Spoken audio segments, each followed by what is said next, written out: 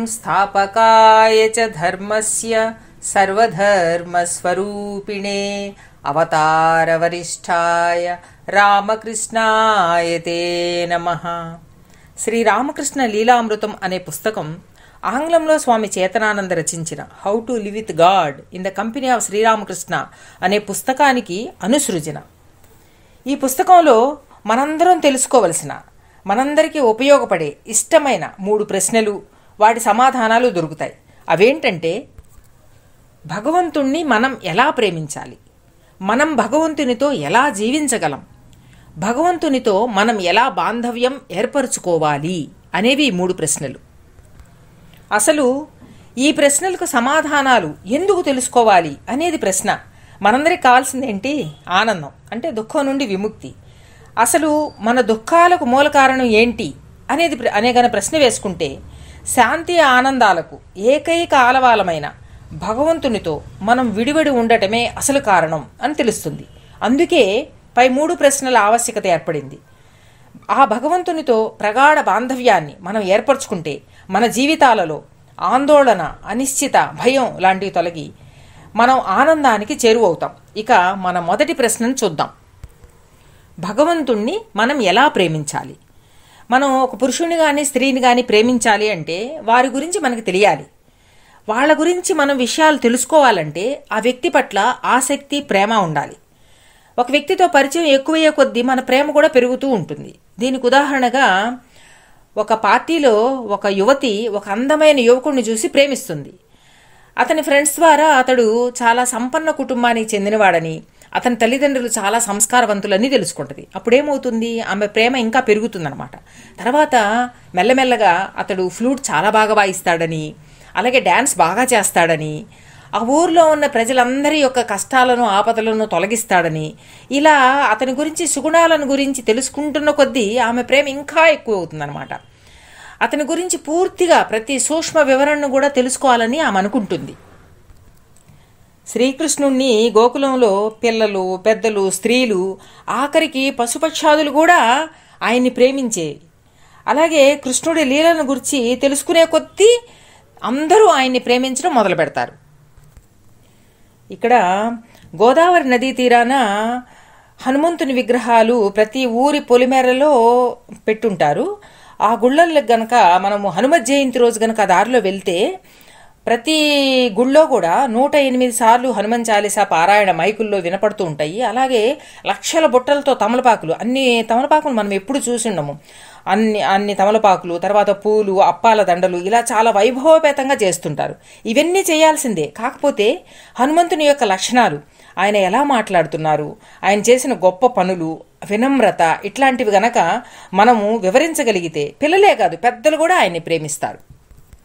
అలాగే శ్రీరామకృష్ణుల భౌతిక ఆకృతి, ఆయన దినచర్య, ఆహారపు అలవాట్లు, అంటే ఆయనకి జిలేబీలు, రసగుల్లాలు ఇవన్నీ చాలా ఇష్టం కదా, అవి, అలాగే ఆయన చెప్పే చిన్న చిన్న కథలు, హాస్యపూరితంగా ఉండే సందేశాలు, ఇవన్నీ గనక మనము చదువుతూ ఉంటే, అలాగే సమితుల ద్వారా వింటూ ఉంటే శ్రీరామకృష్ణుని ప్రేమించగలుగుతాం.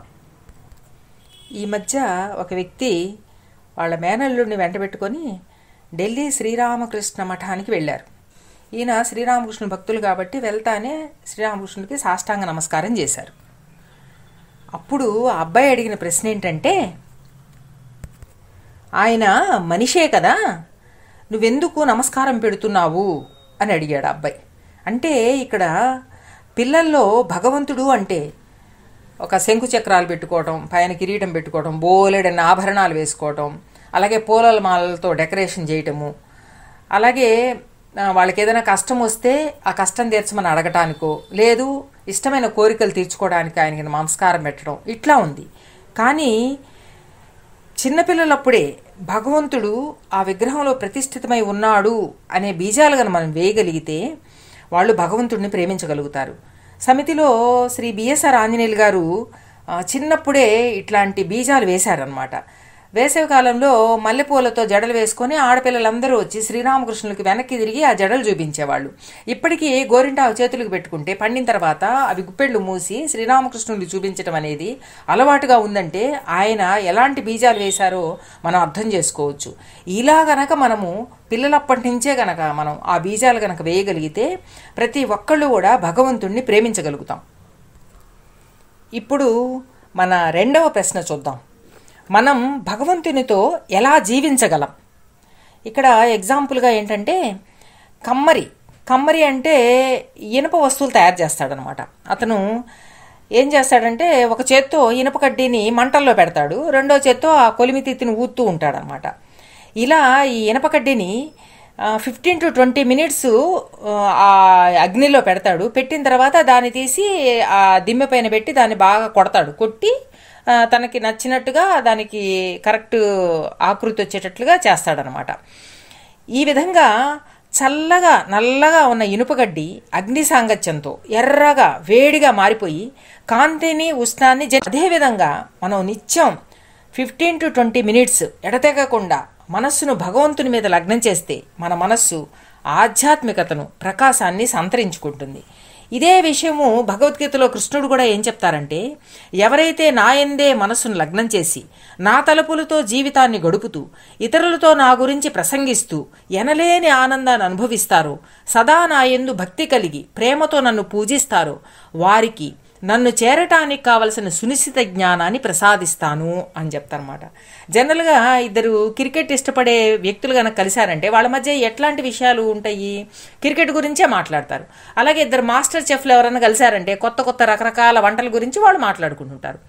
అలాగే ఇక్కడ సజ్జన సాంగత్యం యొక్క ఇంపార్టెన్స్ చెప్తున్నారు. మనం కూడా శ్రీరామకృష్ణులతో జీవించాలి అనంటే శ్రీరామకృష్ణుల జీవిత చరిత్రను, ఆయన చెప్పే చిన్న చిన్న నీతి కథలు, అలాగే సమతులతో అనుబంధం, ఇలాంటివన్నీ కనుక మనం చేయగలిగితే శ్రీరామకృష్ణులతో జీవించగలుగుతామన్నమాట. తర్వాత మన మూడవ ప్రశ్నకు సమాధానం చూద్దాం. భగవంతునితో మనం ఎలా బాంధవ్యం ఏర్పరచుకోవాలి అనేది ప్రశ్న. మనం వ్యక్తులతో ఎలా బాంధవ్యాన్ని ఏర్పరచుకుంటామో అదే రీతిలో భగవంతునితో బాంధవ్యాన్ని ఏర్పరచుకోవచ్చు. ఇప్పుడు జనరల్గా మనం ఒకళ్ళొకళ్ళు చూసుకోవటం, మాటికి వాళ్ళతో మాట్లాడటము, ఇలాంటి వాటి వల్ల మనకి పరిచయాలు పెరుగుతాయి. పరిచయాలు పెరిగే కొద్దీ మానవుల మధ్య బాంధవ్యాలు కూడా పెరుగుతాయి. ఆంఖ్సే దూర్ దిల్సే దూర్ అంటారు. అంటే కంటికి ఎదురుగా లేనిది మనసులో కూడా ఉండదు అంటారు. అంటే మనము వాళ్ళతో మాటికి పరిచయాలు, మాటికి ఒకళ్ళనొకళ్ళు చూసుకోవడం ద్వారా మనకి బాంధవ్యం పెరుగుతుంది అంటారు. కథామృత రచయితైన మహేంద్రనాథ్ గుప్తా గారు ఒక ఉదాహరణ చెప్తారు. అదేంటంటే, వివాహం చేసేటప్పుడు ఆ వధువు ఆ వరుణ్ణి చూసినప్పుడు పెద్దగా ఆకర్షణగా ఏం అనిపించదు ఆ అమ్మాయికి. తర్వాత వివాహం అంతా అయిపోయిన తర్వాత తల్లిదండ్రుల్ని, బంధువుల్ని, ఫ్రెండ్స్ని వీళ్ళందరినీ వదిలి వెళ్ళటానికి ఆమెకి చాలా బాధ అనిపిస్తుంది. తర్వాత వీళ్ళంతా పెద్దవాళ్ళంతా ఏం చెప్తారంటే, అమ్మ అతను నీ భర్త, అతనే నీ దేవుడు, ఇక అతడిల్లే నీ నివాసం, ఇలా మంచి మాటలన్నీ చెప్పి ఎలాగోలా ఆమెను ప్రోత్సహించి అతని వెంట పంపిస్తారు. తర్వాత కొన్ని సంవత్సరాలు అయిపోయిన తర్వాత ఏమవుతుంది, హఠాత్తుగా ఆమె తల్లికి జబ్బు చేస్తుందన్నమాట. అప్పుడు తండ్రి ఫోన్ చేస్తాడు, ఏమని, మీ అమ్మకి ఇట్లా హెల్త్ బాగాలేదు, అమ్మ నువ్వు రా అంటాడు. అప్పుడు అమ్మ ఏం సమాధానం చెప్తుందంటే, నాన్నగారు వెంటనే బయలుదేరి రావడం కష్టం, అబ్బాయికి ఏమో పరీక్షలు, నా భర్తకు ఆఫీసులో చాలా పని, ఇలా అర్ధాంతరంగా వదిలిపెట్టి వస్తే వారికి వండి పెట్టి ఇంటిని ఎవరు చూసుకుంటారు, ఇప్పుడు రాలేకపోతున్నందుకు క్షమించండి, వీలు చూసుకొని రావడానికి ట్రై చేస్తాను అంటుంది. ఇలా ఈ ఉదాహరణలో ఆ వధువేం చేసిందంటే, అపరిచితుడైన భర్తను ప్రేమ సేవల ద్వారా తన సొంత మనిషిని చేసుకొని బాంధవ్యాన్ని ఏర్పరచుకుంది. అదేవిధంగా ఒక ఆధ్యాత్మిక సాధకుడు ఎన్నడూ చూడని బొత్తిగా అపరిచితుడైన భగవంతునితో ఆత్మ సమర్పణ, శ్రద్ధ, భక్తి సేవల ద్వారా బాంధవ్యాన్ని ఏర్పరచుకుంటాడు. ఇక్కడ మనం రామాయణం చూస్తే శబరి కూడా రాములు వారిని ఎప్పుడు చూడలే, కానీ ఆమె రాములు వారు వస్తారు అనే నమ్మకంతో రోజు ఇంటి ముందు చక్కగా అలికి ముగ్గులు పెట్టి పూలు పండ్లు అన్నీ సేకరించి ఆ నమ్మకంతో వెయిట్ చేస్తూ ఉండేది. తీరా రాములు వారు వచ్చినప్పుడు నేను రాముని అని ఆయన పరిచయం చేసుకోవాలా, ఈయనే రాముడు అనే విషయము శబరికి తెలిసిపోయింది. అలా భగవంతుని మహత్యాన్ని, శక్తిని గురించి భక్తులు ఎక్కువ తెలుసుకునే కొద్దీ ఆయన పట్ల వారి ప్రేమ ఇనుమడిస్తుంది. ఆ భగవంతుని యొక్క దివ్య మంగళ రూపం గుణగణాల మీద ధ్యానం చేసే కొద్దీ వారి మనస్సులు భగవత్ చైతన్యంతో ఊరిపోతాయి. శ్రీరామకృష్ణులు ఏం చెప్తారంటే, భగవత్ చింతనతో నీ మనస్సులో మత్తును కల్పించుకో, నీ కర్తవ్యాలన్నీ నిర్వర్తిస్తూ ఉండు, కానీ ఆ ఆహ్లాదకరమైన మత్తు నీలో ఎప్పుడు ఉండేటట్లుగా చూసుకో అని చెప్తారు. ఆయన ఇంకా ఏం చెప్తారంటే, ఒక త్రాగుబోతు మద్యం సీసా మూత తెరవగానే ఆ మద్యం యొక్క గుబాళింపు త్రాగకముందే అతన్ని ఆనందింపజేస్తుంది.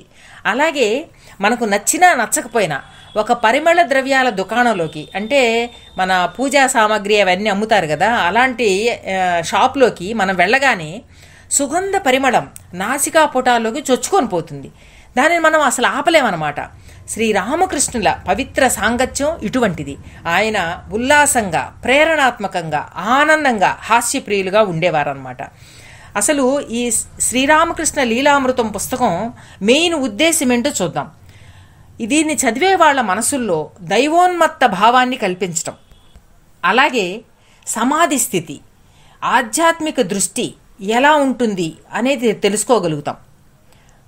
అలాగే ఒక్కొక్కసారి ఆధ్యాత్మిక విసుగుదల అనేది మనందరికీ తెలిసిందే. అటువంటిది ఈ పుస్తకం చదవటం వల్ల తొలగిపోతుంది.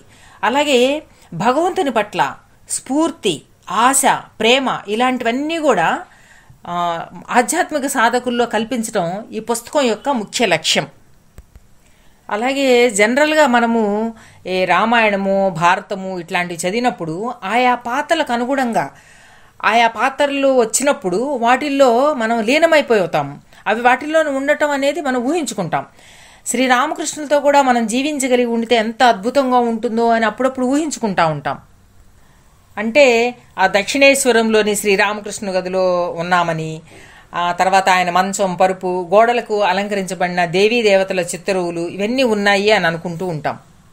అలాగే అక్కడే ఉన్న నరేంద్రుడు, ఇతర భక్తులు వాళ్ళు అడిగే ప్రశ్నలు, ఆయన హాస్యపూరితంగా చెప్పే జవాబులు ఇవన్నీ కూడా ఊహించుకుంటూ ఉంటే మనకి శ్రీరామకృష్ణుల పట్ల ఇంకా ప్రేమ ద్విగుణీకృతమవుతుంది. శ్రీరామకృష్ణుల జీవితాన్ని, సందేశాల్ని ఇవన్నీ తరచూ వినటం ద్వారా భగవంతుడు మనలో ఉన్నాడు, సర్వత్రా వెలిసి ఉన్నాడు అని నమ్మగలుగుతాం.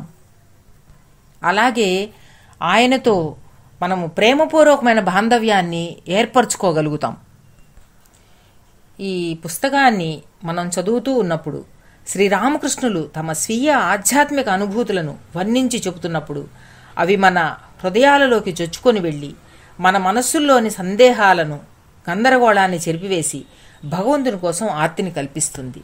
ధన్యవాదములు.